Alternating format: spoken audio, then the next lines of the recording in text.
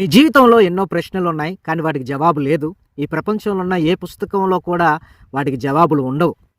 అలాగనే మీ జీవితంలో ఏం జరిగిందో, ఏం జరగబోతుందో, ఏం జరుగుతుందో మొత్తం కూడా తెలుసుకునే పుస్తకం ప్రపంచంలో ఎక్కడా కూడా లేదు. పరిశుద్ధ గ్రంథం, దేవుని యొక్క వాక్యము ప్రతిరోజు కూడా చదవడం మూలాన అనేకమైన ప్రయోజనాలు ఉన్నాయి. సో ఆ ప్రయోజనాలు ఏంటి అనేది ఈ రోజున నేను మీకు తెలియపరుస్తాను. రోజుకు 2 సార్లు వాక్యాన్ని అనగా బైబిల్ గ్రంథాన్ని ఈ విధంగా మీరు చదివితే మీరు అనుకున్నది తప్పకుండా జరుగుతుంది. అలాగనే అనేకమైన ఆశీర్వాదాలు, దీవెనలు కూడా మీకు కలుగుతాయి. ఒక 5 వాక్యాలను నేను మీకు తెలియపరుస్తాను. 5 వాక్యాల్లో కూడా దేవుడు మీతో మాట్లాడతాడు. ఎందుకనగా దేవుడు తన చేతితో వ్రాసిన, దేవుని యొక్క ప్రేరేపణ ద్వారా ప్రవక్తలు అనేక మంది పూర్వకాలంలో మన పితరులు రాసిన గ్రంథమే పరిశుద్ధ గ్రంథము. ఈ గ్రంథంలో రాయబడిన ఈ లేఖనాలన్నీ కూడా మీ జీవితాన్ని మారుస్తాయి, మీ బ్రతుకును మారుస్తాయి, మీ దాహాన్ని తీరుస్తాయి, మీ ఆకలిని తీరుస్తాయి. అలాగే ఫైనాన్షియల్ బ్లెస్సింగ్స్ కూడా మీకు కలుగుతాయి. మీరు గనక ఈ యొక్క బైబిల్ గ్రంథాన్ని గనక మీరు ఆది కాండం నుండి, ఇదిగోండి ఆది కాండం నుండి మీరు ప్రకటన గ్రంథం వరకు చదవగలిగితే, ఈ గ్యాప్లో మీరు ఇది చదువుకుంటూ వెళ్తుండగానే మీ జీవితంలో ఉన్న కష్టాలు, నష్టాలు, వేదనలు, బాధలు, దుఃఖాలన్నీ కూడా పోయి మీ జీవితం ఆశీర్వాదకరంగా మార్చబడుతుంది. ఒకవేళ భయంకరమైన అప్పుల్లో మీరు ఉన్నారేమో, ఖచ్చితంగా అప్పులన్నీ ఇది ముగించేలోపు తొలగిపోతాయి. అస్సలు మీ జీవితం అనేదే పూర్తిగా మీ జీవితం మార్చబడుతుంది. నేను అనేకమైన కష్టాల్లో, వేదనలో, బాధల్లో, దుఃఖాల్లో ఉన్నప్పుడు బైబిల్ గ్రంథం చదవడం స్టార్ట్ చేశాను.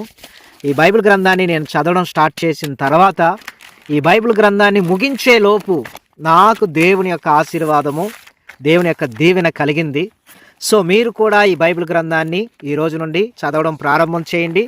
ఖచ్చితంగా మీ జీవితాల్లో అనేక అద్భుత కార్యాలు జరుగుతాయి. మీరు అనుకున్నది కూడా జరుగుతుంది. సో వాక్యం చదవడం వల్ల కలిగే ప్రయోజనాలు, వాక్యం ఎలా చదవాలి ఏంటి అనేది ఈ యొక్క వీడియోలో క్లుప్తంగా నేను వివరిస్తాను. సో ఖచ్చితంగా ఈ యొక్క వీడియోను ఒక లైక్ చేయండి, షేర్ చేయండి. అలాగనే కామెంట్స్లో నీ వాక్యమే నన్ను బ్రతికిస్తుంది, నీ వాక్యం నన్ను బ్రతికించును అని కామెంట్స్లో రాయండి. నీ వాక్యమే నన్ను బ్రతికిస్తుంది అని కామెంట్లో రాయండి. సో ఈ రోజున ఈ యొక్క వీడియో ద్వారా వాక్యాన్ని ఎలా ధ్యానం చేయాలి, వాక్యం ధ్యానం చేయడం ద్వారా కలిగే ఆశీర్వాదాలు అనేవి నేను మీకు తెలియపరుస్తాను. వాక్యాన్ని ఎప్పుడెప్పుడు చదవాలి, ఎన్ని అధ్యాయాలు చదవాలి, అలాగనే వాక్యం చదువుతున్నప్పుడు కలిగే ప్రయోజనాలు, అలాగనే దేవుని యొక్క వాక్యము మన జీవితాల్లో చేసే కార్యాలు, వాక్యం ద్వారా మన జీవితాల్లో జరిగే కార్యాలు క్లుప్తంగా నేను మీకు వివరిస్తాను. సో ఎప్పుడెప్పుడు చదవాలి, ఏ టైంలో చదవాలి, ఎన్ని అధ్యాయాలు చదవాలి అనే విషయాలు నేను మీకు వివరిస్తాను. జాగ్రత్తగా మీరు ఆలకించండి. మొట్టమొదటిగా కీర్తన గ్రంథం 1వ అధ్యాయం 2వ వచనము, అలాగనే యెహోషువ గ్రంథం 1వ అధ్యాయం 8వ వచనం ధ్యానం చేసుకుందాం. చూడండి, మొట్టమొదటిగా కీర్తన గ్రంథము 1వ అధ్యాయం 2వ వచనం. యెహోవా ధర్మశాస్త్రం నందు ఆనందించుచు దివారాత్రం దాన్ని ధ్యానించువాడు ధన్యుడు. అతడు నీటి కాలవల ఎవరన్న నాటబడినదే ఆకువాడక తన కాలమందు ఫలమిచ్చు చెట్టు వలె ఉండును. అతడు చేయనిదంతయు సఫలమగును. మీరు చేసేదంతా సక్సెస్ అవుతుంది. ఆకు వాడిపోకోకుండా తన కాలమందు ఫలమిచ్చే చెట్టును మీరు చూడండి. అది ఎంతగా ఫలిస్తుందో మీ జీవితం కూడా అలాగే ఫలించిద్ది.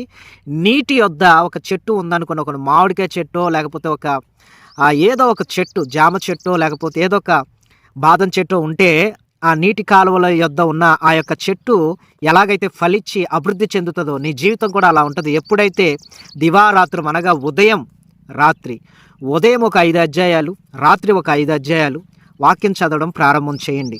ఆది కాండం నుండి స్టార్ట్ చేయండి. ఉదయం ఒక 5 అధ్యాయాలు, రాత్రి ఒక 5 అధ్యాయాలు వాక్యం చదవడం స్టార్ట్ చేయండి. దేవుడు నీ జీవితాన్ని మారుస్తాడు. అప్పుడు నువ్వు చేసేది ప్రతి ఒక్కటి సక్సెస్ అవుద్ది.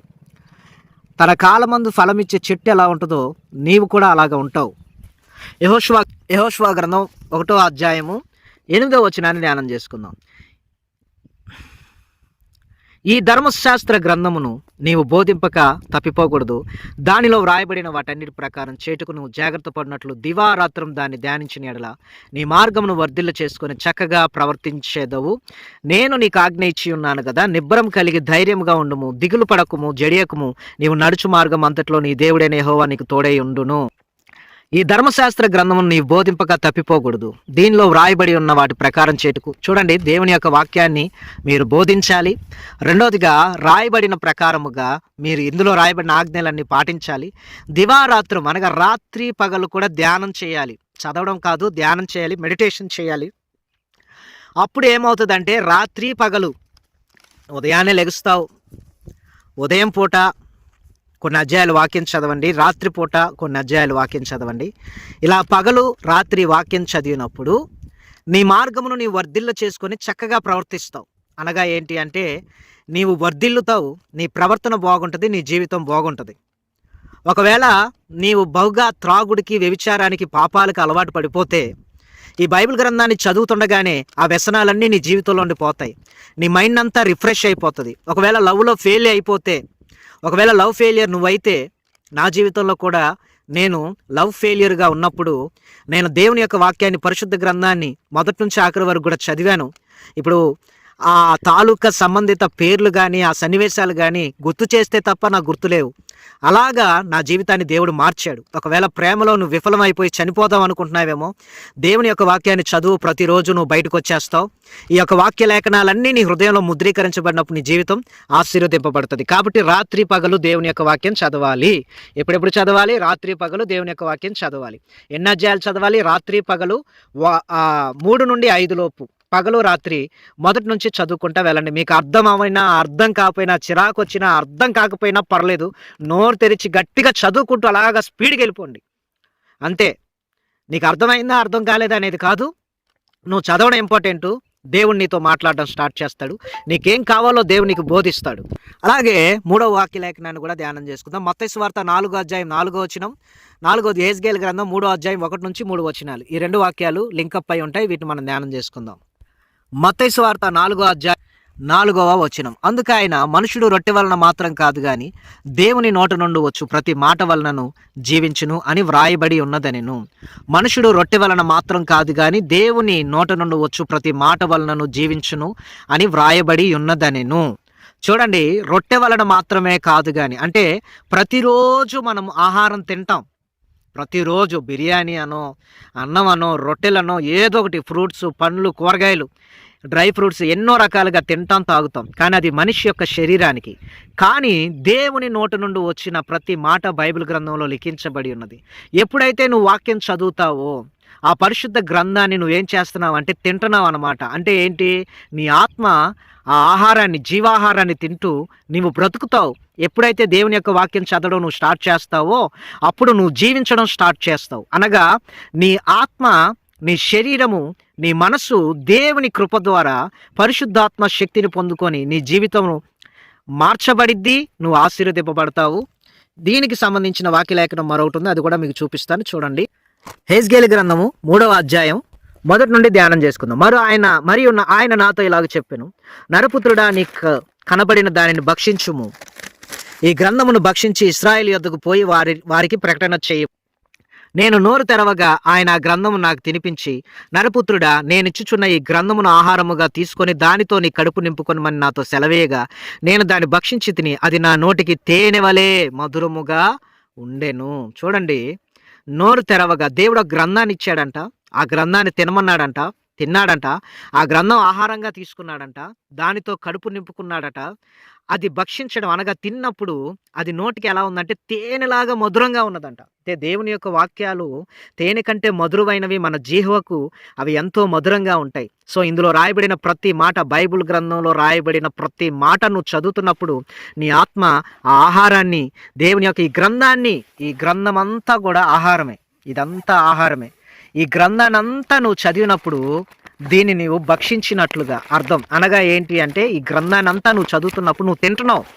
అంటే ఈ పరిశుద్ధ గ్రంథాన్ని, జీవ గ్రంథాన్ని నువ్వు తింటున్నావు. ఇది అమృతం. ఈ అమృతాన్ని నీవు సేవించినప్పుడు నీ జీవితం అనేది ఆశీర్వాదకరంగా మార్చబడిద్ది. అలాగే 2 వచనాలు కూడా ధ్యానం చేసుకుందాం. 5వ పాయింట్లో కీర్తనలు 119, 105, 119, 11 ధ్యానం చేసుకుందాం.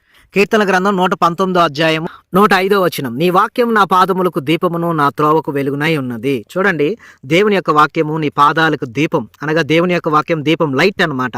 నీ త్రోవకు వెలుగునై ఉన్నది. నువ్వు వెళ్తున్న మార్గంలో వెలుగుగా ఉపయోగపడుతుంది. అందుకనే ఈ దీపం అనగా దేవుని యొక్క వాక్యం అనే దీపమును ప్రతిరోజు మీ దగ్గర పెట్టుకొని మీ మనసులో, మీ హృదయంలో, మీ తలంపుల్లో వెలిగించుకుంటే నీవు వెలుగుగా ఉంటావు. అనేకుల్ని వెలిగిస్తూ ముందుకు వెళ్తావు. అలాగనే 111 వచనాన్ని కూడా ధ్యానం చేసుకుందాం. 119, 111 చూడండి. నీ శాసనములో నాకు హృదయానందకరములు, అవి నాకు నిత్య స్వాస్యమని భావించుచున్నాను. నీ కట్టడలను గైకొనుటకు నా హృదయం నేను లోపరుచుకొని ఉన్నాను. ఇది తుది వరకు నిలుచు నిత్య నిర్ణయము. అలాగనే కీర్తన గ్రంథం 119 అధ్యాయం 11 వచనాన్ని కూడా ధ్యానం చేసుకుందాం. 11 వచనం చూడండి. నీ ఎదుట నేను పాపం చేయకుండానట్లు నా హృదయంలో నీ వాక్యం ఉంచుకొని ఉన్నాను.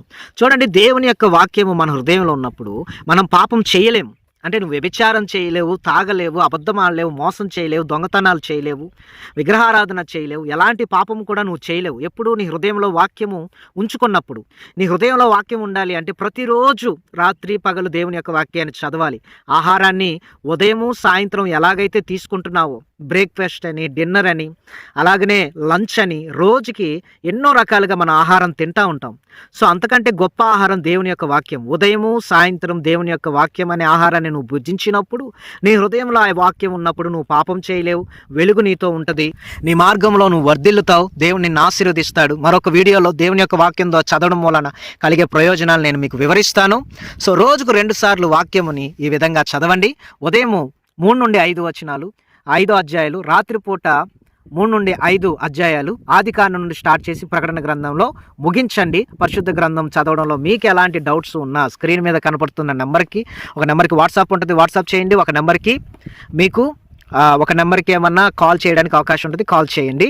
సో ఈ యొక్క వీడియోని ఒక లైక్ చేయండి, అనేకులకి షేర్ చేయండి. కామెంట్స్లో ఏమని రాస్తారంటే, నీ వాక్యము నన్ను బ్రతికించి ఉన్నది, నీ వాక్యమే నన్ను బ్రతికించను అని రాయండి. సో కామెంట్స్ చేయండి. అలాగే ఈ ఛానల్ని సబ్స్క్రైబ్ చేసుకోనండి. ప్రతిరోజు 12 తర్వాత ఈ యొక్క ఛానల్లో ప్రతిరోజు దేవుని యొక్క వాక్యం వస్తుంది. వినండి. దేవుడు మిమ్మల్ని దీవించును గాక. God bless you.